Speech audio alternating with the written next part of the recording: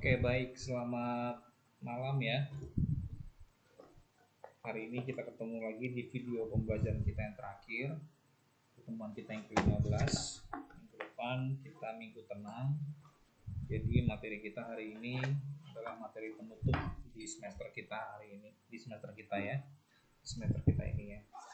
Oke, topik yang akan saya bawakan untuk hari ini masih berhubungan dengan e-bisnis ya, tetapi untuk sekarang hari ini kita coba belajar mengenai pemahaman mengenai cyber security ya, cyber security di dalam IT. Nah, ini nanti akan identik atau berhubungan dengan e-bisnis.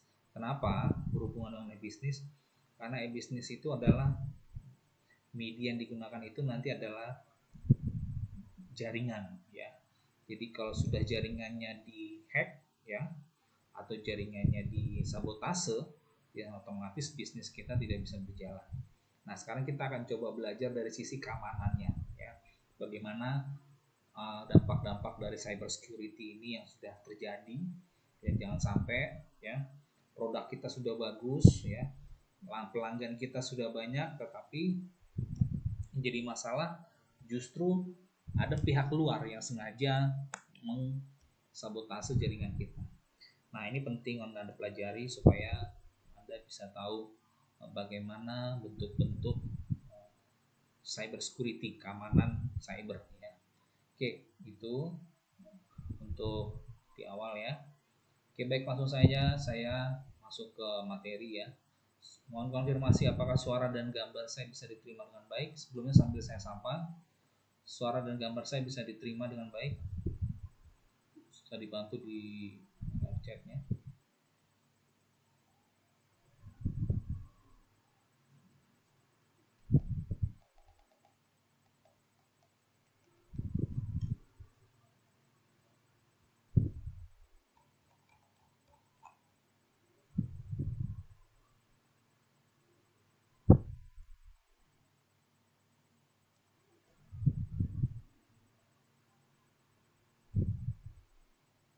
Halo, sini sudah ada Mas Sony dan Mbak Dia. Oke, selamat malam, selamat sudah bergabung ya. Terima kasih. Bisa dikonfirmasi yang sudah bergabung, apakah suara saya bisa diterima dengan jelas ya? Oke, baik ya. Saya langsung saja kalau sudah berjalan dengan normal.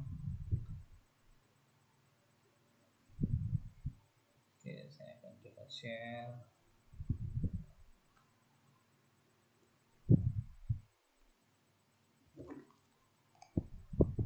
Oke, cybercrime IT adalah topik yang kita akan bahas. Nah, pembahasan di dalam cybercrime ini nanti kita akan coba memahami pemahaman tentang arti dari cybercrime itu apa. Mungkin Anda sudah sering mendengar ya, kejahatan berbentuk jaringan ya, cyber ya. Jadi cybercrime ini sudah sangat sudah banyak ya. Ini lagi tidak melihat lagi dari segala, tidak lagi melihat dari segala pekerjaan ya, tetapi terakhir info yang sudah saya terima, bahkan anak sekolah saja SMP aja dia bisa masuk ke situsnya NASA ya, NASA ya. Nah, ini adalah salah satu bentuk kejahatan cybercrime yang perlu Anda ketahui ya. Jadi apa saja itu, apa ada pemahaman definisi cybercrime itu. Kemudian kedua, karakter cybercrime itu apa ya. Lalu yang ketiga, bentuk-bentuk cybercrime. Nah, ini jadi nanti kita akan pelajari ini. Nah, di awal nanti kita akan coba masuk apa sih sebenarnya pemahaman arti dari cybercrime ya. Jadi banyak pemahaman. Kalau kita tinggal buka Google, banyak arti yang sudah merujuk arti dari cybercrime. Jadi secara singkat saja ya, tidak perlu saya bacakan semua. Definisi cybercrime intinya adalah menurut Mandel dalam Suharyanto adalah dua kegiatan computer crime atau kejahatan komputer ya, kejahatan sistem. Nah, apa bentuk kejahatannya? Bentuk kejahatannya itu adalah bisa berbentuk perbuatan penipuan, ya, pencurian atau penyembunyian yang dimaksud untuk memperoleh keuntungan keuangan. Ya, jadi misalkan contoh yang paling simpel, Ada kita buka website ya, ternyata di situ dia sudah masukkan yang namanya virus. Nah, karena virusnya itu dia sudah menyebar, nah jadi dia punya cara untuk menyangkal virusnya itu, dia harus memberikan transfer uang supaya virusnya bisa dihapus. Nah, itu adalah salah satu contoh ya untuk memperoleh keuntungan keuangan. Kemudian keuntungan bisnis, kekayaan atau pelayanan. Nah, kemudian ancaman terhadap komputer itu sendiri seperti pencurian perangkat keras. Nah, bisa bayangkan Anda, perusahaan Anda sudah berdiri maju, bisnis Anda sudah maju, tetapi di satu waktu, nah, database Anda itu dihack ya. Dan perlu Anda ketahui, database itu adalah data yang paling konfidensial ya, yang harus dimiliki oleh setiap pelaku usaha. Contohnya begini, saya sama Anda adalah sama-sama pelaku usaha di bidang contohnya perbankan ya. Di dalam bisnis tidak pernah mengenal yang namanya persahabatan ya, kecuali kalau memang situ ada perjanjian khusus ya, atau tersebut dengan perjanjian joint finance. Nah, misalkan contohnya Bank A dengan Bank B sama-sama bidang usahanya perbankan, mereka bergerak ya dalam bisnis perbankan ini mencari nasabah ya. Semakin banyak nasabah, maka semakin maju perbankannya atau bisnis usaha perbankannya. Nah, pertanyaannya, ketika bank A tersebut sudah memiliki database ya yang sudah dikumpulkan, nah tiba-tiba dicuri oleh bank B atau pesaingnya. Nah, kira-kira ini adalah salah satu bentuk kejahatan yang dimaksud ya. Jadi ada pencurian perangkat keras atau lunak, nah, sabotase dan pemerasan. Oke, itu. Kemudian pada dasarnya cybercrime ini ada tindak pidana yang berkenaan dengan sistem informasi. Ya, sistem informasi ini juga masalah sistem komunikasi. Oke. Kemudian karakteristik. Kalau tadi adalah definisi singkatnya, lalu apa sih karakteristik cybercrime, kejahatan berbentuk komputer itu apa tuh? Karakternya ya. Di sini ada berbagai poin ya, ada 5 poin, saya tidak baca semua. Jadi di sini yang paling penting adalah dia dilakukan secara ilegal ya, tanpa hak atau tidak etis. Kemudian perbuatannya dilakukan dengan menggunakan peralatan yang terhubung dengan internet. Jadi dia punya connecting ya, connecting. Jadi seperti ada jaringan khusus di sana ya, yang dipasang, kemudian atau dia mengacak-acak coding di sana ya. Perbuatan tersebut mengakibatkan kerugian material. Oke, sebentar. Saya sambil cek dulu ya ininya.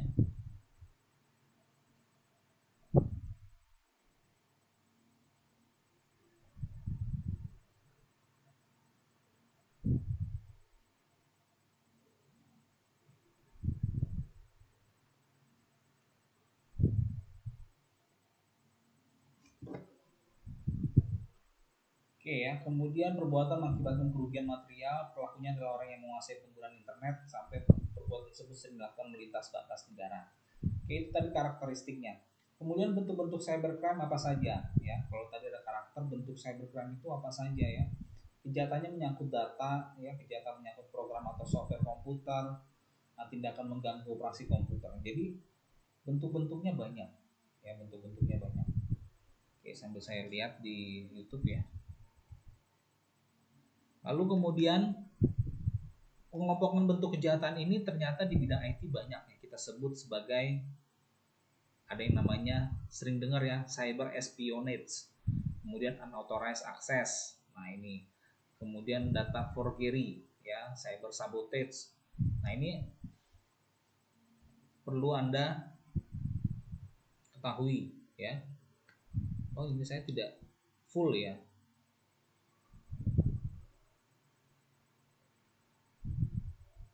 Kayak ada illegal content, data forgery, cyber espionage. Nah, ini bentuk-bentuknya.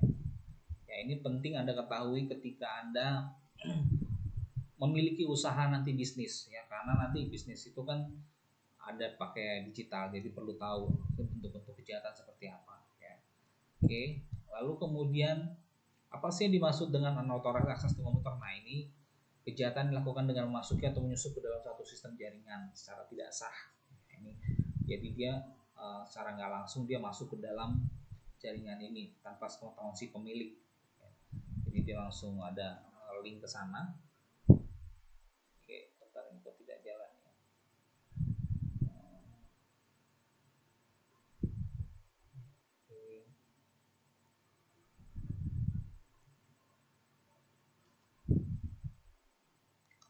Lalu kemudian ada illegal content. Illegal content itu isinya, konten dari dalam isinya itu ya, kejahatan dengan memasukkan data atau informasi ke internet tentang hal yang tidak benar, jadi tidak etis dan dapat dianggap melanggar hukum. Nah, contohnya pornografi, penyebaran berita yang tidak benar gitu ya. Nah, itu disebut dengan illegal content. Kemudian ada data forgery, kejahatan dengan memasukkan data pada dokumen penting, termasuk scriptless dokumen melalui internet. Kemudian yang paling kita dengar adalah, sering kita dengar itu cyber espionage. Ya, kejahatan ini memanfaatkan jaringan dengan memata-matai terhadap pihak lain. Nah, ini istilah-istilah yang perlu Anda ketahui ya, karena nanti beririsan nanti dengan bidang bisnis ya. Nah, pertemuan kita hari ini kita akan mempelajari bagaimana bentuk-bentuk kejahatan di dalam komputer, karena nanti dalam komputer itu banyak hal yang perlu kita ketahui. Jadi kita jangan cuma hanya menjalankan bisnis. Semakin canggih ya bisnis yang kita lakukan, akan semakin banyak celah ya, untuk yang perlu kita lindungi. Nah, ini makanya ada cyber crime IT ya, ini perlu Anda ketahui. Oke, kemudian ada cyber sabotage, extortion ya. Kejahatan ini dengan membuat gangguan perusahaan atau penghancuran terhadap suatu data.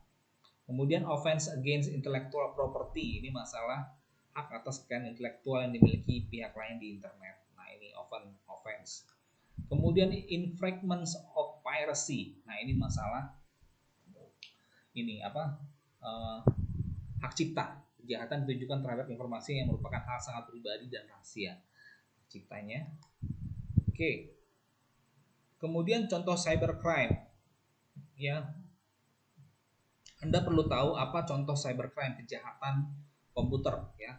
Ada yang disebut dengan hacker dan cracker. Ya.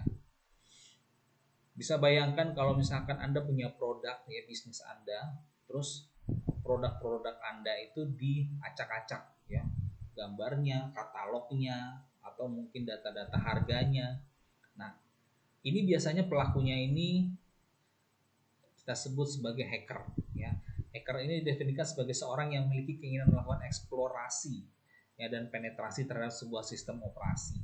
Nah, sedangkan cracker ini adalah sisi gelap dari hacker dan memiliki ketertarikan untuk mencuri informasi, melakukan berbagai macam kerusakan, dan sekali melumpuhkan keseluruhan sistem komputer. Nah ya, jadi kalau boleh kita bilang yang lebih parah itu sebenarnya cracker ya, dia itu langsung melumpuhkan ya, membuat kerusakan ya, juga melumpuhkan keseluruhan sistem komputer. Sistemnya itu dilumpuhkan kalau cracker. Ya, kalau hacker dia itu hanya mengeksplorasi dan melakukan penetrasi terhadap sistem operasinya ya, jadi cuma mengadaptasi ya kode komputernya, pengamannya. Nah, itu kalau hacker. Tapi kalau sudah cracker ya, dia itu benar-benar merusak ya. Tapi kalau hacker dia belum tentu dia merusak, dia hanya mencuri uang atau informasi yang ada di dalamnya saja. Itu ya, perlu Anda ketahui. Lalu kemudian komputer sama dengan universal tool ya, komputer mengerjakan hampir apa saja ya. Komputer nggak perlu tidur ya. Kenapa kita perlu beralih dari bisnis yang konservatif beralih ke e-bisnis ya. Ini perlu Anda ketahui di akhir, dari awal, pertengahan sampai akhir ya, saya memberikan mata kuliah, ujungnya adalah selalu berhubungan dengan jaringan atau internet atau mungkin digital ya. Nah, jadi kenapa harus komputer? Komputer itu nggak perlu tidur, komputer nggak lelah, komputer nggak pulang rumah karena sakit ya. Komputer itu nggak perlu cuti untuk refreshing atau rekreasi ya, jadi bisa kita bilang dia lebih efektif daripada manusia ya. Oke, komputer versus manusia. Nanti Anda juga belajar mengenai IMK, kalau anak sistem informasi ada belajar interaksi manusia dengan komputer ya. Apa bedanya komputer versus manusia? Sudah pasti kalau secara umum ya, dari kasat mata kita lihat bernyawa atau tidak bernyawa. Tetapi yang paling penting kalau secara ilmiah, Komputer berbeda dengan manusia ini karena dengan alasan ekonomis, kecenderungan untuk mengganti manusia dengan komputer sangat tinggi. Ya, oke itu. Lalu kemudian apa sih menyebabkan the skilling manusia? Pilot dilengkapi dengan autopilot, ya. Nah, ini warung dilengkapi dengan mesin pembuat minuman. Mereka menjadi sekedar pengamat pasif dengan penekan tombol. Nah, jadi komputer itu adalah the skilling manusia. Jadi manusia itu tidak lagi dituntut memiliki keahlian, ya, karena sudah ada autopilot di dalamnya. Ya, jadi sudah otomatis. Ya, tinggal menekan, tinggal menyentuh, dia langsung keluar. Ya, atau mungkin tinggal langsung mengerjakan apa yang diperintahkan. Oke, itu contohnya. Profesi dan etika, ya perlu diketahui juga etika untuk profesi, ya dokter, guru, teknisi, sales. Nah ini profesi. Tingkatkan kapasitas intelektual dengan bantuan teknologi informasi, komunikasi, kecerdasan dan kapasitas manusia meningkat. Oke, seterusnya. Oke, sekarang di dalam security IT, ya keamanan information technology, ya ada 4 isu etika era informasi sekarang, ya. Etika apa itu? Yang satu, kita memiliki yang namanya privacy, ya kita harus memiliki privacy. Kemudian kita harus memiliki keakuratan, accuracy, ya. Kemudian yang ketiga, harus kita memiliki infrastruktur atau propertinya. Dan keempat, itu harus ada aksesibilitasnya, ya tolong dipahami ini. Ya, ketika kita memiliki bisnis nantinya, kita harus punya yang namanya satu privacy. Ingat, di dalam bisnis digital, ya digital e-bisnis atau e-bisnis, kalau kita sudah berbicara yang namanya jaringan, ya, siapapun orang dengan mudah tanpa sepengetahuan kita, ya dia bisa kapanpun masuk. Nah, maka di dalam era informasi ini, isu ini paling penting, ya bagaimana kita bisa menjamin privasi kita terhadap pelanggan, atau menjamin yang namanya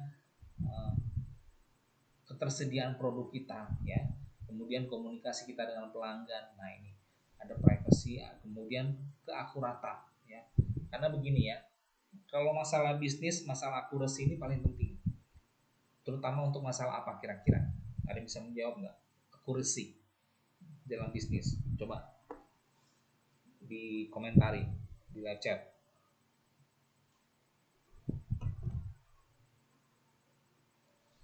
Dalam bisnis, kenapa akurasi ini penting? Kira-kira menurut Anda apanya? Ada apa di sana?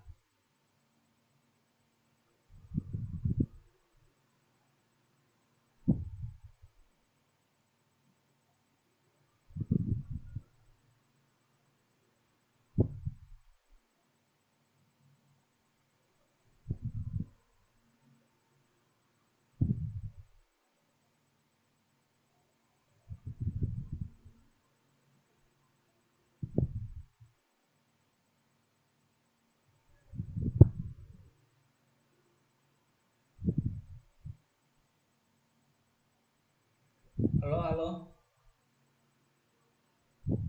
Kalau tidak ada yang menjawab, kita selesai. Kita tidak perlu kuliah kalau tidak ada yang menjawab.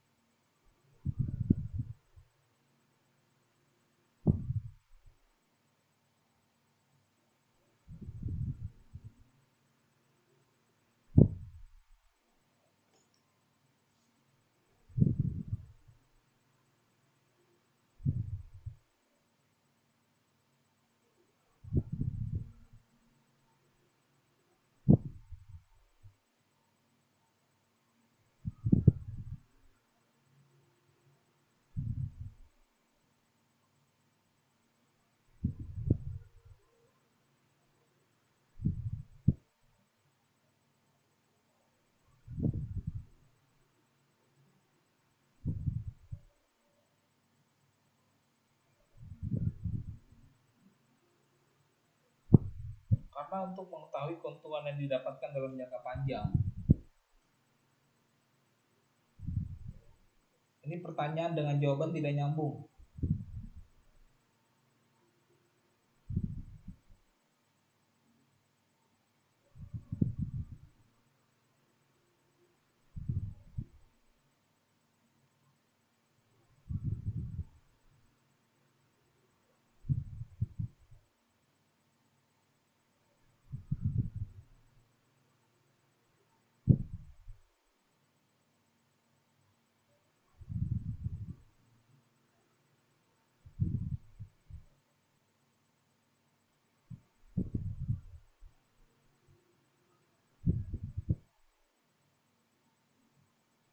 Yang lain, yang lain.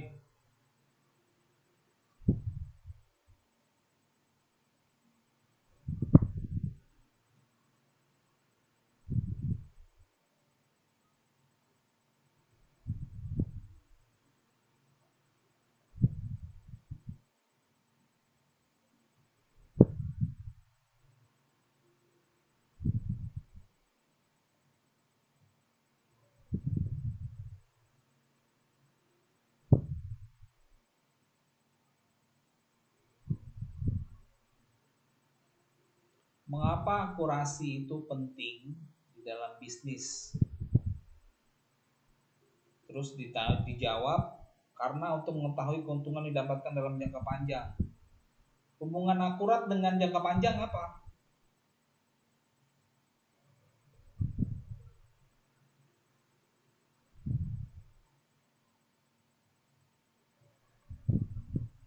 Ngerti nggak akurasi? Halo, halo?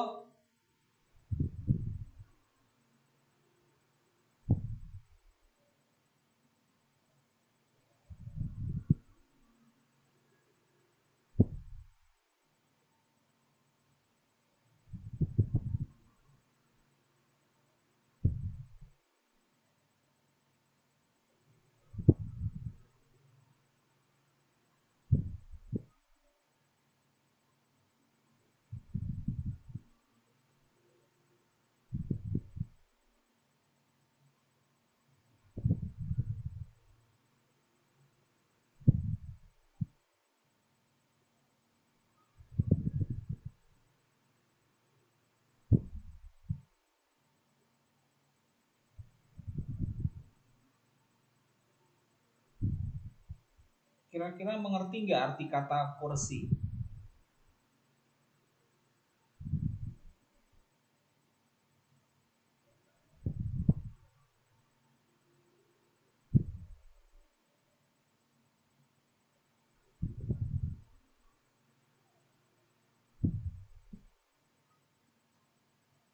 Ada yang jawab?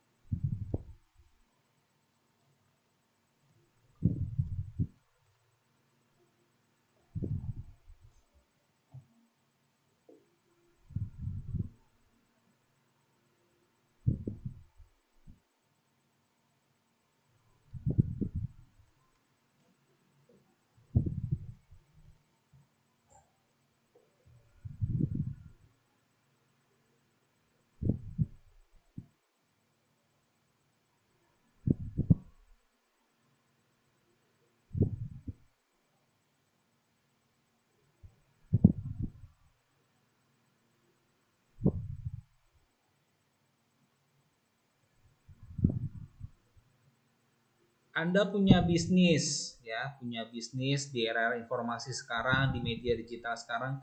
Kenapa ya akurasi ini penting? Kira-kira kenapa? Itu loh yang mau dijawab.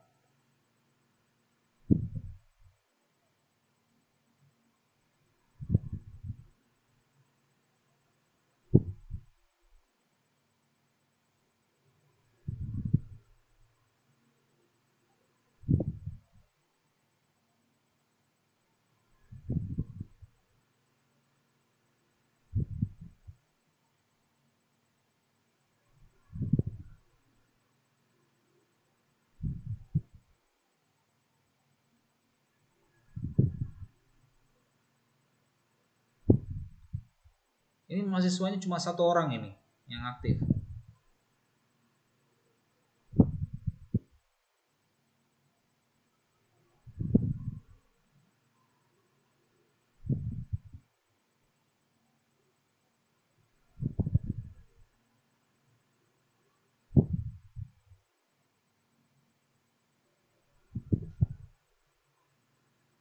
Ya, sudah pasti accuracy, akurat ya. Akurat itu berarti kalau misalkan harganya 7.000 ya 7.000. Kalau misalkan warnanya merah ya merah di dalam bisnis. Katalognya warnanya ini ya ini. Itu kan informasi yang mau ditawarkan kan.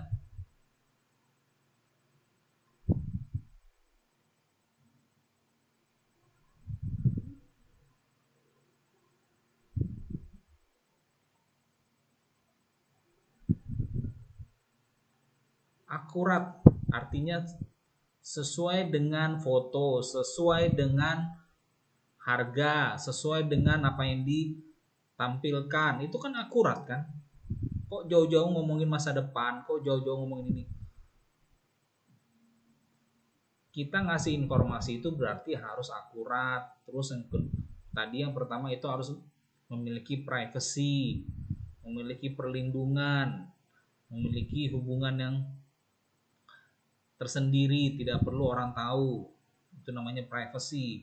Kemudian ketiga, di era informasi ini juga kita butuh yang namanya infrastruktur, maka butuh yang namanya properti. Ya, properti itu berarti adalah barang-barang yang mendukung, seperti mesin atau mungkin yang lain, itu properti kita, aset kita. Ya, kemudian masalah aksesibilitas. Ya, percuma kalau produknya bagus, keren, tapi aksesnya tidak bisa. Bagaimana Anda bisa menjual barang kalau si pembeli tidak bisa mengakses informasi Anda? Ya, jadi itu adalah isu etika era informasi sekarang.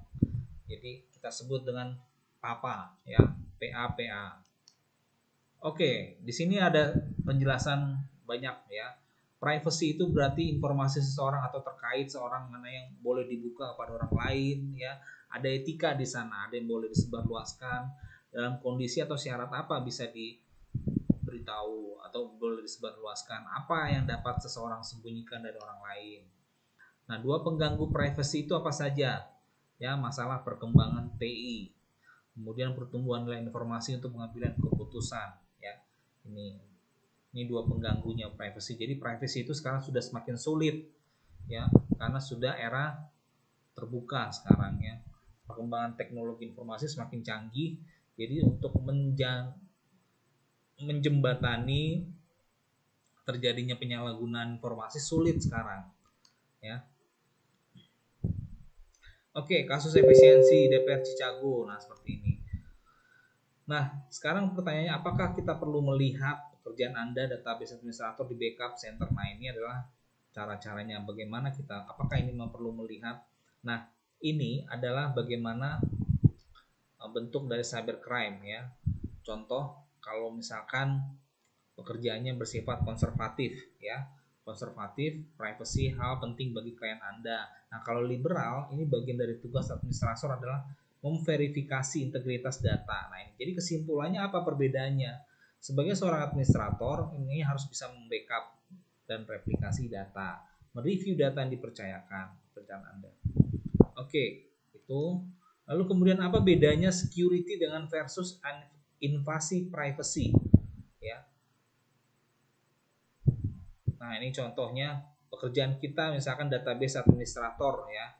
Kemudian Anda bertugas mengamati traffic pengguna, data log, web akses. Nah, problemnya apakah Anda dibenarkan mereview akses data sehingga mengetahui hal melakukan yang tidak dilakukan pengguna. Nah, ini. Nah, maka di sini ada perbedaannya. Ada yang bersifat konservatif dan liberal. Nah, ini contoh-contoh perbedaan dari pekerjaan yang bersifat konservatif dan liberal ya.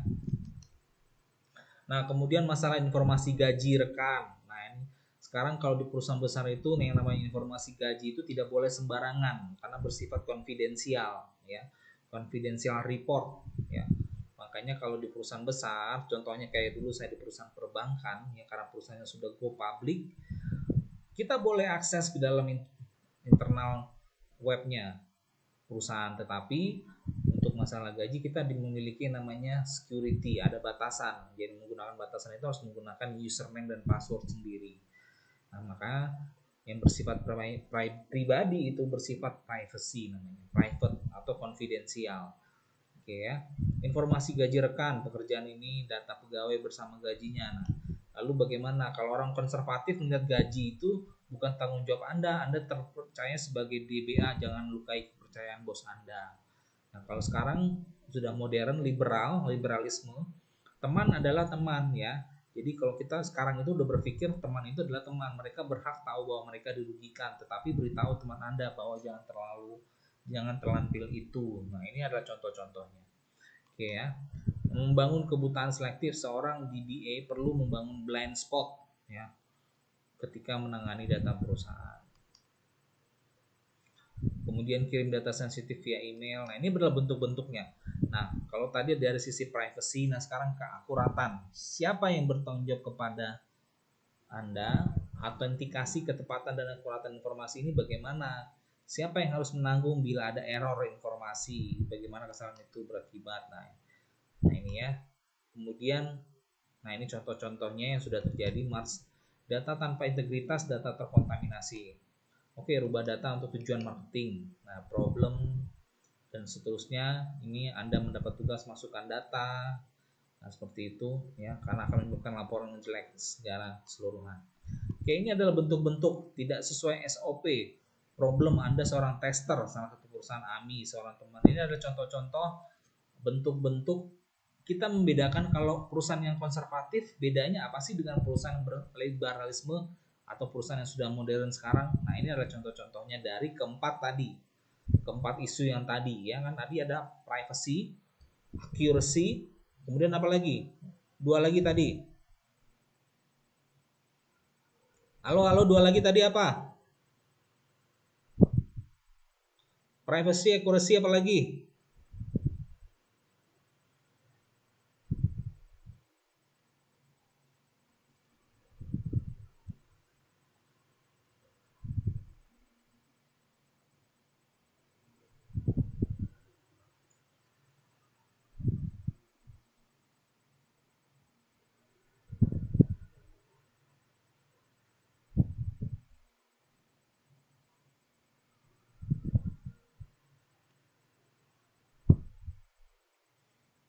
Tidak mendengarkan berarti ini semua ini.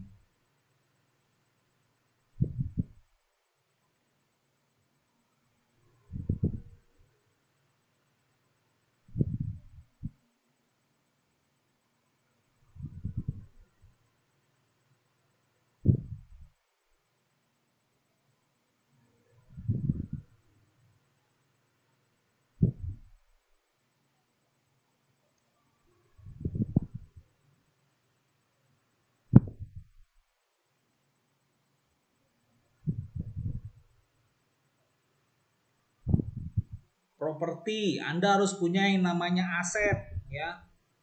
Properti ya, tolong diingat, properti. Kemudian setelah saya punya aset, berarti saya harus memiliki aksesibilitas. Percuma saya punya produk, saya punya barang ya, saya punya aset, tetapi orang nggak bisa pakai produk saya, orang nggak bisa mengakses informasi yang saya berikan ya. Jadi yang pertama itu adalah hubungan privacy, ada hubungan khusus ya, atau ada hubungan yang tidak bisa sembarangan ya. Kemudian yang kedua, setelah saya memiliki hubungan, yang kedua saya memiliki namanya informasi yang bersifat akurat ya. Kemudian yang ketiga, saya juga harus memiliki informasi yang memiliki nilai aset atau properti ya. Saya harus punya web, saya harus punya berbentuk program, itulah aset saya ya. Gimana saya mau buat produk tetapi kalau saya tidak memiliki aset, maka saya butuh yang namanya properti ya. Kemudian selain itu apalagi? Yang keempat berarti terakhir adalah aksesibilitas ya. Tolong dipahami, itu jangan dilupakan ya, baru berapa menit sudah bingung tadi semuanya. Oke, properti, siapa pemilik informasi, bagaimana harganya, siapa channelnya, bagaimana informasi, siapa yang boleh mengakses. Nah, ini propertinya.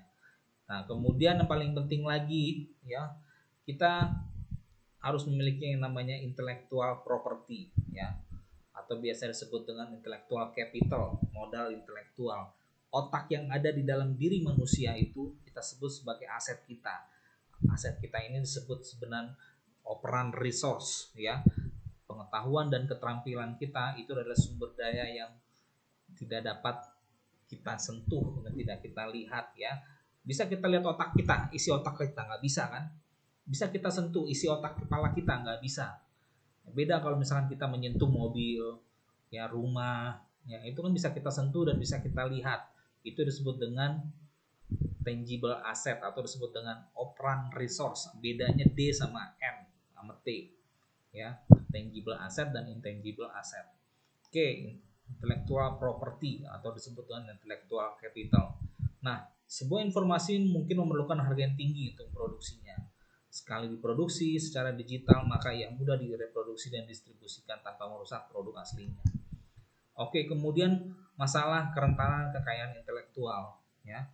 Ini yang paling penting, kehilangan informasi ketika Anda memiliki bisnis ya.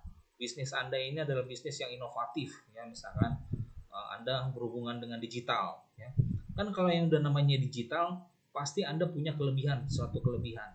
Satu kelebihannya Anda memiliki hubungan yang namanya dengan teknologi. Nah, maka teknologi yang saya buat, yang saya rancang itu perlu dilindungi. Harus ada mekanisme perlindungan hukum di sana, maka kita sebut dengan kekayaan intelektual. Ya, maka di dalam undang-undang ya, ketika kita memiliki sesuatu yang berharga, maka kita perlu melindunginya. Dan kita sebut sebagai hak atas kekayaan intelektual atau haki.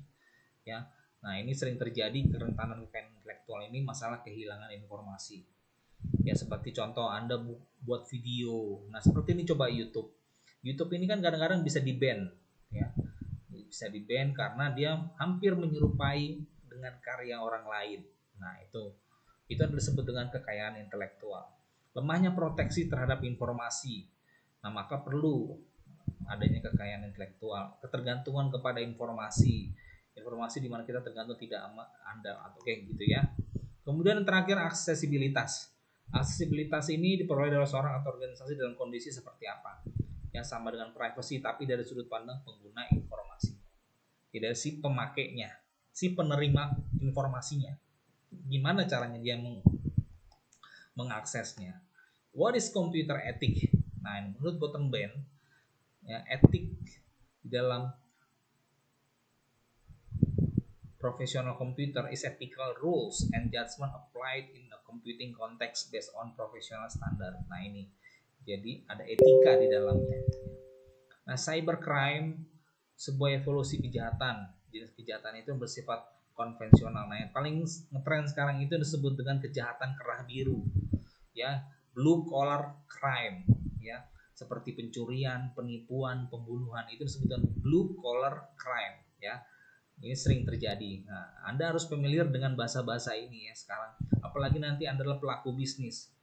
Yang namanya bentuk kejahatan itu sudah harus Anda sering dengar ya, seperti blue collar crime. Kemudian ada lagi kejahatan kerah putih disebut dengan white collar crime.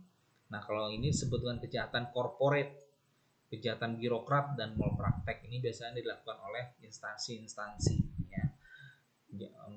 Ini biasanya gini ya, menduplikasi data, kemudian mengerorkan sistem ya. Kemudian apalagi yang masalah kalau untuk kesehatan itu mau praktek ya di rumah sakit, nah seperti itu. Nah itu disebut white collar crime dan blue collar crime. Oke, jadi cybercrime itu sangat luas ya. Silakan nanti Anda ini saja ya, explore lagi lebih jauh. Ya ini masih ada sekitar 30 slide ya.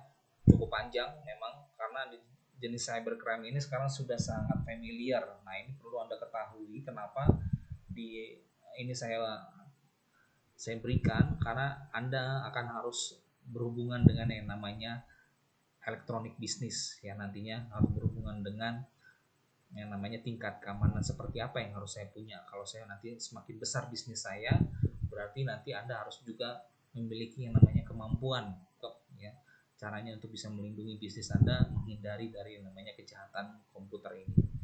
Oke ya, berdasarkan jenis aktivitasnya. Nah ini silakan Anda baca illegal content, penyebaran virus ya secara sengaja, disebut virus Melissa, I love you, dan Sircam. Terus kemudian ada data forgery, nah tadi ada cyber espionage, nah tadi sudah jelaskan. Kemudian ada lagi disebut dengan cyber stalking ya, kemudian carding ya, hacking dan cracking tadi sudah saya jelaskan, cyber squatting dan typo squatting. Nah ini adalah istilah-istilah kejahatan ya, Anda harus familiar dengan ini, minimal Anda mendengar ya. Hijacking, cyber terrorism ya, seperti kejahatan terorisme gitu ya. Nah ini tindakan cyber termasuk mengancam pemerintah atau warga negara. Nah itu berdasarkan motif kegiatannya. Nah ini, oke silakan Anda eksplor lebih jauh. Nah ini tidak bisa saya jelaskan satu persatu. Saya berharap ini menambah insight Anda ya ketika nanti Anda belajar bisnis ya. Ini minimal Anda ketahui. Oke, sampai di sini silakan ada yang mau bertanya. Ini panjang ya. Ada service attack. Nah ini gambling. Wah ini banyak sekali. Pornografi, data forgery. Nah ini. Oke. Saya kira itu saja. Nah ini penjelasannya. Saya ambil dari beberapa buku ya. Saya buku. Nah ini untuk menambah insight Anda. Silakan. Ada yang mau ditanyakan? Sebelum saya akhiri perkuliahan terakhir kita di hari ini. Oke. Sambil menunggu jika ada pertanyaan, minggu depan kita minggu tenang ya. Materi kita hari ini sudah selesai, sudah 15 kali pertemuan sudah kita lewati bersama. Nanti untuk ujian akhir kita menggunakan CBT ya, CBT di Siakat sudah saya berikan nanti passwordnya. Silakan Anda kerjakan, materi itu semua sudah ada dari setiap PPT yang sudah saya berikan. Jadi tidak ada alasan untuk Anda tidak menjawab pertanyaan itu dengan baik ya. Kalau Anda tidak menjawab pertanyaan itu dengan baik ya berarti Anda tidak belajar, itu saja ya. Anda masih beruntung menggunakan online ya. Kalau ketemu saya ujian langsung itu tidak ada namanya buka buku ya. Saya langsung close book dan saya tunggu itu waktunya 1 jam. Kayaknya jadi tidak ada alasan untuk Anda tidak melakukan yang terbaik nanti untuk ujiannya nanti. Oke. Sampai di sini ada pertanyaan?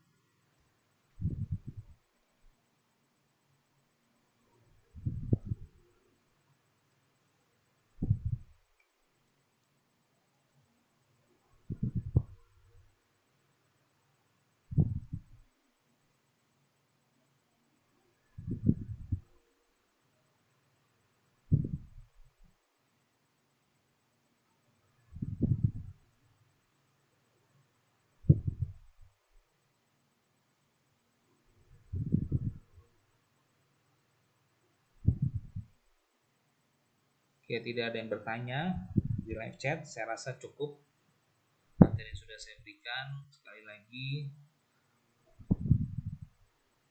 minggu depan kita libur ya. Jadi nanti kita setelah itu kita akan langsung ujian melalui CBT. Tetap nanti ada video intro dulu di awal ya. Saya akan berikan link di Siakat supaya nanti bisa presensi.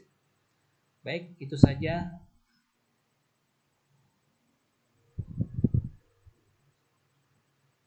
Ya, semua nanti ujiannya di Siakat menggunakan CBT ya. Nanti jadwalnya sudah saya berikan di situ. Nanti Anda tinggal buka saja di Siakat Anda masing-masing. Ya, tidak ada lagi menggunakan Google Classroom. Bisa dipahami sampai di sini? Ada pertanyaan?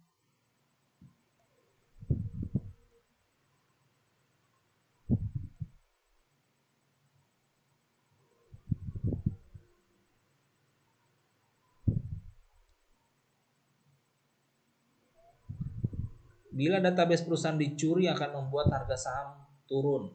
Tidak berpengaruh. Yang mempengaruhi harga saham itu adalah pasar. Ya. Yang mempengaruhi database itu kalau misalkan saya sama Anda misalkan jualan mobil. Ya. Atau saya sama Anda tuh punya bank, ya. ya. Customer kita itu adalah orang-orang yang mau menabung di bank saya atau bank Anda. Nah, kalau misalkan data saya dicuri sama Anda, ya berarti otomatis customer saya berkurang. Tetapi kalau harga saham tidak ada pengaruhnya. Ya, harga saham itu tidak ada pengaruhnya. Karena saham itu berpengaruh melalui harga pasar. Yang tidak ada hubungannya di situ. Oke. Bisa dipahami, Mbak Dia?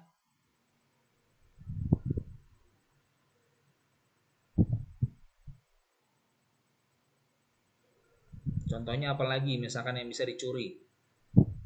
Misalkan data konfidensial tentang negara, ya. Nah, itu misalkan tentang percakapan presiden dengan kabinet. Nah, itu kalau datanya dicuri itu bisa mempengaruhi, ya. Mempengaruhi apa? Kebijakan negara.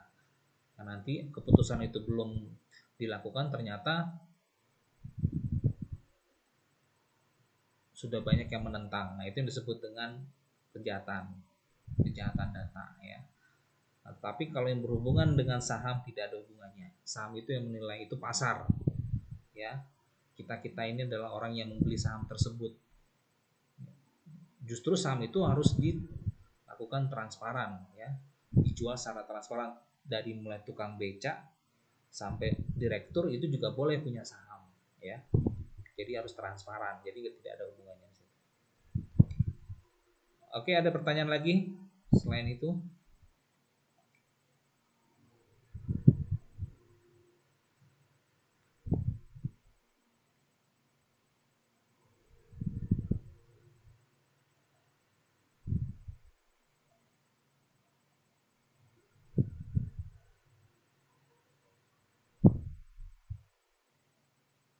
UAS kita itu tanggal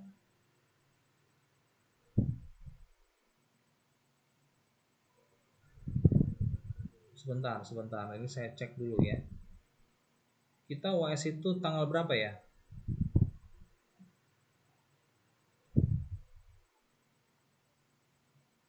Jadwal UAS itu sebenarnya Agustus ya. Tapi kalau materi kita sudah habis karena sudah 15 kali pertemuan. Jadi saya ulang saja sebentar ini. Saya buat ini tanggal 12 ya. Berarti kan kalau tanggal 12 hari ini. Karena kita tadi masih ada pertemuan, jadi saya undur tanggal 19 saja ya, tanggal 19 Juli ya. 19 Juli dimulainya. Atau mau itu saja ya, tanggal 26 saja ya. 26 ya, biar kita minggu depan masih itu dulu ya, masih libur ya. Minggu tenang ya. Minggu tenang. Tadi saya kira ini materi kita sudah habis, ternyata masih ada pertemuan ke-15 ya. Makanya saya bikin jadwal di ujian itu tanggal 12 hari ini. Ternyata masih ada pertemuan 15. Oke, jadi nanti ujiannya tanggal 26. Minggu depan kita masih minggu tenang. Setelah itu minggu depannya lagi baru kita ujian akhir. Ya, bisa dipahami sampai di sini?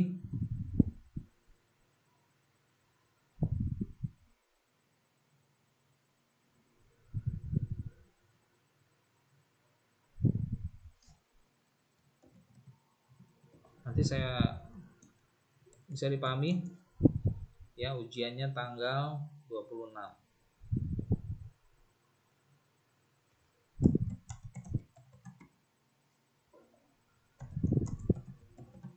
Tanggal 26 Juli ya. Itu sebenarnya sudah ada di siakat. Bentar. Soalnya sudah saya buat, tapi di tanggal 12 hari ini ternyata saya lihat di siakat ada pertemuan satu lagi. Mau tidak mau saya undur jadinya ya.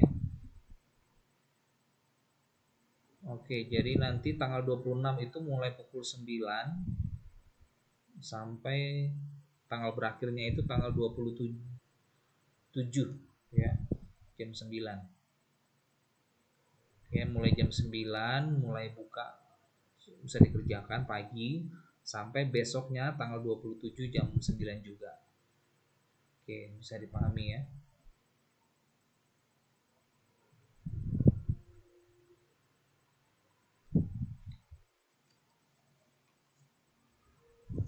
Oke.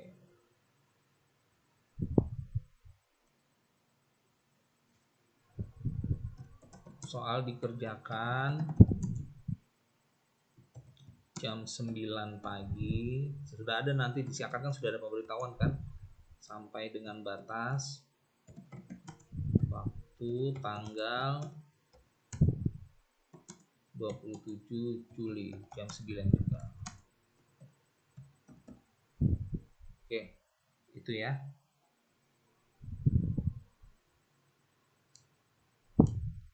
Saya rasa cukup ya. Jadi masih ada waktu untuk Anda baca-baca lagi dari mulai setelah UTS sampai UAS ya. Oke, terima kasih untuk kebersamaannya. Semoga ini bermanfaat ya pertemuan kita, untuk menutup pertemuan kita mengenai cybercrime IT. Sebenarnya bukan cyber security ya, cybercrime IT, tapi lebih gampangnya orang bilang cyber security. Terima kasih. Wassalamualaikum, salam sejahtera untuk kita semua. Tetap semangat dan terus belajar. Wassalamualaikum.